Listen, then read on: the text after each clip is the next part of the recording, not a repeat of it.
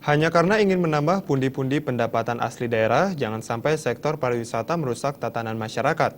Kadis Pariwisata Kota Denpasar, Nyoman Gunawan berharap pariwisata di Bali jangan menjadi menara gading yang merusak tatanan adat dan budaya Bali.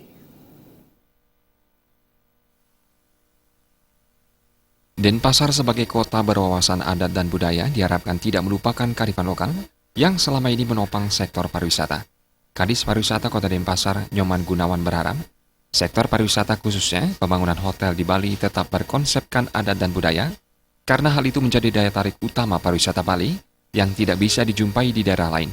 Oleh karena itu, pariwisata Bali harus menopang dan mendukung adat dan budaya sehingga tidak terdegradasi.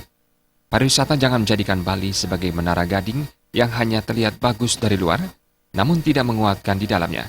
Menurut Kadis Pariwisata Kota Denpasar, sebagai kota yang berwawasan adat dan budaya, Denpasar telah mulai menetapkan prinsip hotel Go Green yang mengacu pada konsep Trihita Karana. Misalnya, hotel diwajibkan menanam tanaman buah yang nantinya dapat dipergunakan sebagai keperluan upacara.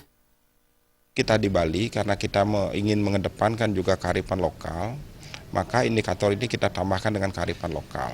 Salah satunya mungkin yang bisa dimasukkan bagaimana hotel itu tidak seperti disebutkan di berita di koran pada waktu itu, hotel jangan sampai menjadi menara gading begitu. Hotel kita harapkan dalam hal ini juga bisa memberikan kontribusi terhadap lingkungan.